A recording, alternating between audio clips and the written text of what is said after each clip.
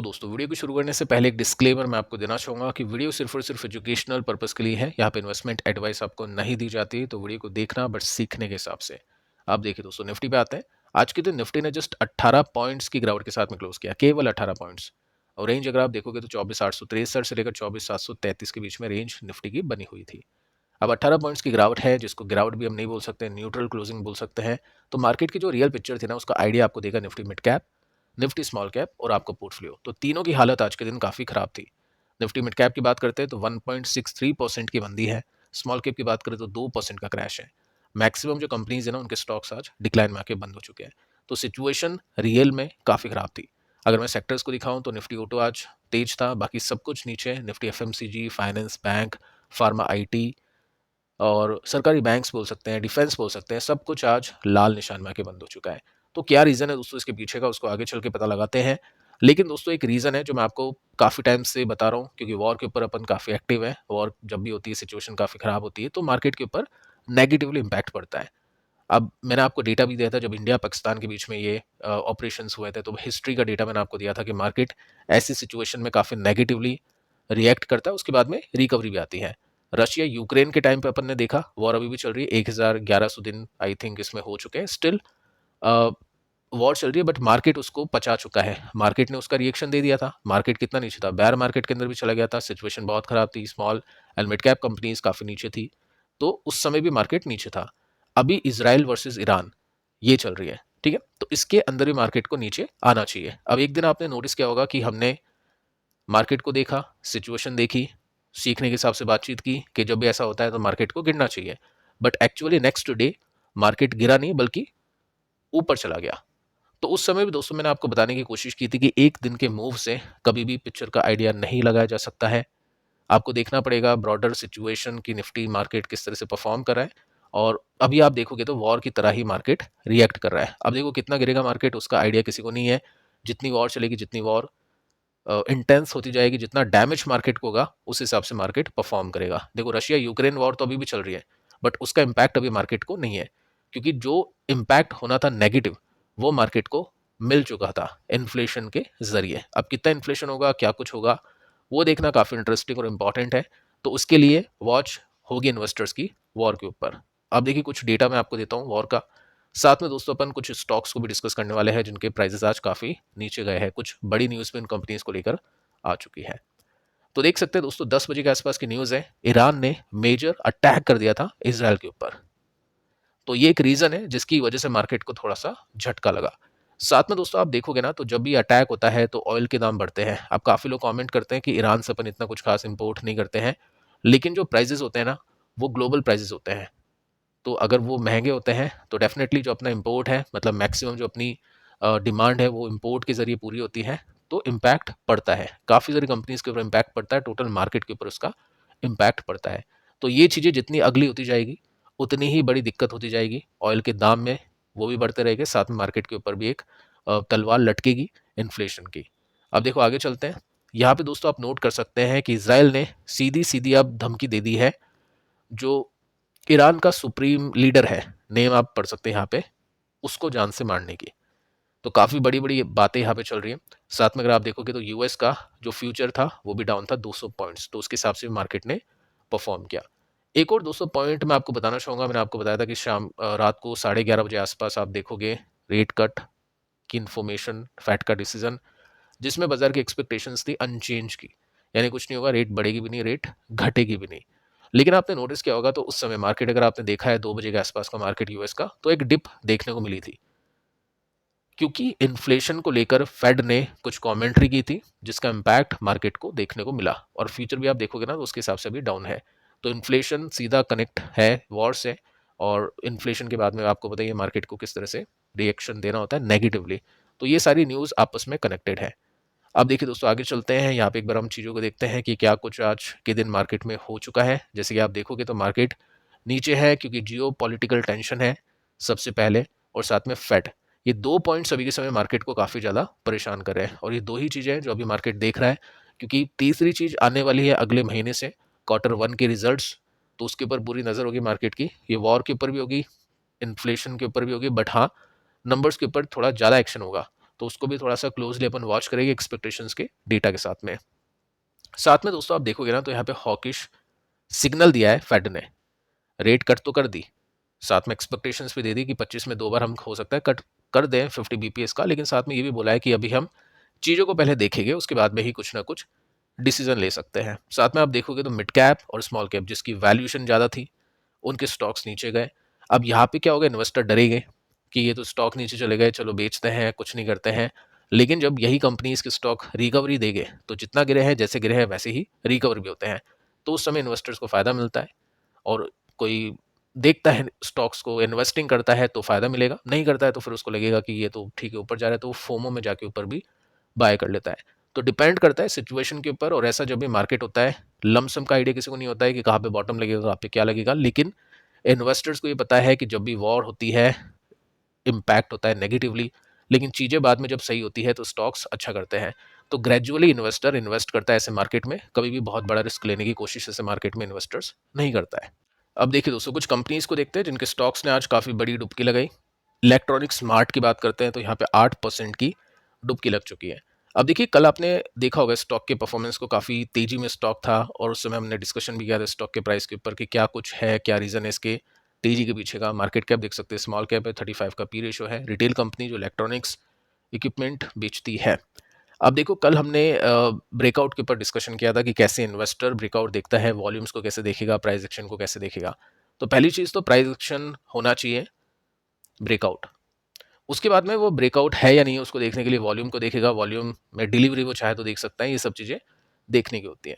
तो डेफिनेटली कल तो अच्छी तेजी बनी और ये जो रेसिस्टेंस था इसको ये स्टॉक ब्रेक नहीं कर पाया था, तो आज का दिन देखना काफ़ी इंपॉर्टेंट था। तो आज मार्केट ही खराब था तो ये भी खराब हो गया। लेकिन दोस्तों यहाँ पे दोनों चीज़ें देखो, ये भी गिरा मार्केट के साथ में, लेकिन दूसरी चीज़ ये भी है कि इसके साथ में और भी कंपनीज है जिनके स्टॉक्स नीचे गए हैं इतने ही परसेंटेज के साथ में। अब ये कम से कम 18% चला, तब जाके 6-7% गिरा। काफ़ी सारी कंपनीज है जो चली नहीं फिर भी गिर गई। तो इसका मतलब यहाँ पे स्ट्रेंथ तो है, कोई बड़ा प्लेयर इसमें अच्छे वॉल्यूम के साथ में डिलीवरी ले रहा है, कामकाज कर रहा है, वो तो इसमें फैक्ट है। लेकिन मार्केट का जो एक झटका है वो इसको भी फील करने को मिला है। जैसे आपने देखा होगा कल के दिन 18% के साथ में तेजी, न्यूज़ आपने देखी थी कि यहाँ पे वॉल्यूम्स के साथ में अच्छी तेजी हो चुकी है। न्यूज़ अभी तक ऑफिशियल कोई आई नहीं थी कि क्या है कंपनी में कुछ अच्छी बातें खराब बातें। यहाँ पे एक्सपेक्टेशंस थी इन्वेस्टर की कि हो सकता है अगले क्वार्टर में रिजल्ट अच्छा आ जाए, तो ये बड़ी बाइंग इसमें देखने को मिली थी। तो देखते हैं दोस्तों आगे अगर मार्केट ठीक होता है तो क्या इसमें एक्शन देखने को मिलेगा। बाकी अगर मैं आपको बताऊं तो यहाँ पे प्रोजेक्शन अच्छी थी फाइनेंशियल ईयर 26 के लिए, अगले क्वार्टर के लिए, तो हो सकता है उस हिसाब से कल के दिन किसी बड़े प्लेयर ने इसमें बाइंग की हो। आगे चलते हैं, प्रिंस पाइप को देखते हैं। 5.5% के साथ में ये नीचे आके बंद हो चुका है। ओपनिंग इसकी ठीक थी, उसके बाद में small and mid cap companies गिरने लगी खराब न्यूज़ की वजह से, डाउ जोन्स के फ्यूचर के नीचे जाने की वजह से, तो इसको भी एक डुबकी लगानी पड़ी। साथ में दोस्तों अगर आप देखोगे तो यहाँ पे एक रिवर्सल देखने को मिल चुका था, ठीक है। अब वो रिवर्सल कितना सस्टेन करेगा नहीं करेगा वो आगे चल के पता चलेगा। बाकी इसके नंबर्स तो बहुत ही ज़्यादा औसम थे। ईपीएस बीट हुआ था 2637% के साथ में, तो बड़ी तेजी के साथ में स्टॉक ने परफॉर्म किया था। देखते हैं क्वार्टर 1 में कंपनी कैसा परफॉर्म करती है। आगे चलते हैं, आरबीएनएल की बात करते हैं। 4% के साथ में स्टॉक नीचे गया आज के दिन। रेलवे कंपनीज को देखे, एक ही कंपनी आपको बता रहा हूँ, बाकी जो भी रेलवे कंपनीज है उनके स्टॉक्स आज नीचे गए थे। वैल्यूएशन काफ़ी प्रीमियम पे है, ऑर्डर इनके पास में आ रहे हैं। और एक चीज़ आपको पता है कि जब स्मॉल एंड मिड कैप चलते हैं तो ये भी चल जाते हैं, क्योंकि ये जो भी कंपनीज है मैक्सिमम ये companies small and mid cap category में आती हैं। तो जब भी इस सेक्टर में, इस कैटेगरी में तेजी आती है तो इन कंपनीज में भी तेजी आती है। और पिछले क्वार्टर में नंबर्स भी ठीक थे इन कंपनीज के, तो देखते हैं इस क्वार्टर में कैसे नंबर्स आते हैं। अब देखिए यहाँ पे इन्वेस्टर क्या करेगा, जो शॉर्ट टर्म इन्वेस्टर है, जो नंबर्स के बेसिस पे देखेगा चीज़ों को, इवेंट के हिसाब से ट्रेडिंग करता है, इन्वेस्टिंग करता है, वो देखेगा कि पिछले क्वार्टर में, क्वार्टर 4 में कौन कौन से सेक्टर के, कौन कौन सी कंपनीज के नंबर्स अच्छे थे। वो देखना मैं आपको बता चुका हूँ। गूगल पे अगर आप ये चार्ट देखोगे, सर्च करोगे, तो इसको स्क्रॉल डाउन आप करोगे ना तो नीचे आपको ये दिखाई देगा। इसमें आप देख सकते हैं ईपीएस बीट या ईपीएस मिस।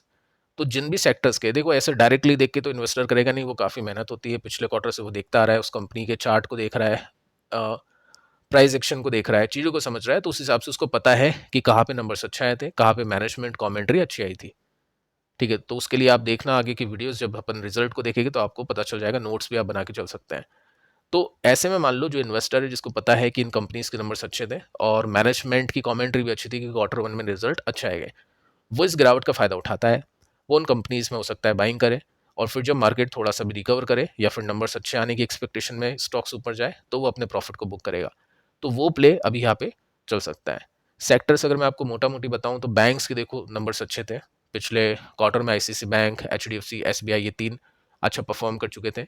ऑटो नंबर्स ठीक थे, बजाज ऑटो, मारुति, इन्होंने अच्छा किया था। साथ में अगर हम देखें तो आपको ये जो कंपनीज अपनी है, डिफेंस कंपनीज, रेलवे कंपनीज, इनके भी नंबर्स अच्छे थे। ठीक है, तो ये सब चीज़ें हैं जो इन्वेस्टर अभी देखेगा। बाकी यहाँ पे रिवर्सल देखने को प्रॉपर तरीके से नहीं मिल पा रहा है। निफ्टी के हिसाब से परफॉर्म करा है, अभी नीचे जाने की कोशिश इसमें होती जा रही है।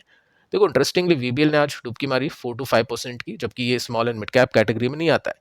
एक लार्ज कैप कंपनी है, 1.5 लाख करोड़ का मार्केट कैप, 52 का पी रेशियो इसका है। अब वैल्यूएशन तो देखो एफएमसीजी कंपनी के हिसाब से ठीक है, बहुत महंगा भी नहीं है, बहुत सस्ता भी नहीं है। तो स्टॉक अभी काफ़ी नीचे आया आज के दिन, और इसमें अगर मैं आपको बताऊं तो पैटर्न आप देखोगे तो कंप्लीटली डाउन ट्रेंड में है। यहाँ पे एक अप ट्रेंड पैटर्न बना था और ये ब्रेकडाउन करने के बाद में स्टॉक अभी डाउन ट्रेंड पैटर्न में एंटर कर चुका है। एक्सपेक्टेशंस की बात दोस्तों हमने की थी कि ये जो रिटर्न्स बने हैं ना, ये 600-700% के रिटर्न्स बने हैं, ऐसी एक्सपेक्टेशन अब इन्वेस्टर नहीं करेगा, क्योंकि स्टिंग यहाँ लॉन्च हुई थी, बार बार कोई नए प्रोडक्ट्स कंपनी लेकर नहीं आ सकती है। तो एक्सपेक्टेशन नॉर्मल होती है इन्वेस्टर की। नॉर्मली स्टॉक कैसे करा था, स्टिंग आने से पहले का डेटा आप देख लो तो उसके अंदर 5 साल में 200-250% के रिटर्न्स दिए थे, तो वैसी ही एक्सपेक्टेशन अब इन्वेस्टर करेगा। तो उस रिटर्न्स को कम करने के लिए स्टॉक को पहले नीचे जाना पड़ेगा या रिटर्न नहीं देना पड़ेगा। तो टाइम करेक्शन हो सकता है, प्राइस करेक्शन हो सकता है, तो यहाँ पे हो रहा है प्राइस करेक्शन। चार्ट में अगर आप देखोगे ना तो आपको सिंपल सा दिखाई देगा कि ये लो लगा था 430-20 के आसपास। टेक्निकल चार्ट के हिसाब से देखें तो 420 के आसपास का लो था। अब बातचीत हमने की थी टेक्निकली देख के कि ये सपोर्ट है 420, देखते हैं यहाँ पे तोड़ता नहीं तोड़ता है। अगर वो तोड़ देता है ना तो कंप्लीट आप ये समझ सकते हैं कि ये स्टॉक लोअर हाइज के साथ में नीचे जा रहा है और लोअर बॉटम के साथ में नीचे जा रहा है। तो कंप्लीटली डाउन ट्रेंड में स्टॉक है अभी। जो भी शॉर्ट टर्म इन्वेस्टर है, ट्रेडर है, उनके हाथ में हो सकता है प्रॉफिट नहीं आए, क्योंकि जब भी कोई कंपनी का स्टॉक डाउन ट्रेंड में होता है प्रॉफिट नहीं आता है, अप ट्रेंड में होता है तो प्रॉफिट आता है। ठीक है, तो अभी कोई बॉटम का आइडिया इसमें नहीं लग रहा है। लोअर बॉटम, लोअर हाइज के साथ में जब भी स्टॉक नीचे आता है तो रिवर्सल्स, ब्रेकआउट का वेट इन्वेस्टर्स करते हैं। तो क्या रीजन है इसके पीछे का, इसमें अगर मैं आपको एक आर्टिकल दिखाऊं तो जस्ट यहाँ पे मेंशन कर रखा है कि स्टॉक अभी 5% के साथ में नीचे है। करेंट फाइनेंशियल ईयर यानी करंट ईयर हम बोल सकते हैं 25 में स्टॉक 30% गिर चुका है। क्या रीज़न है इसके पीछे का?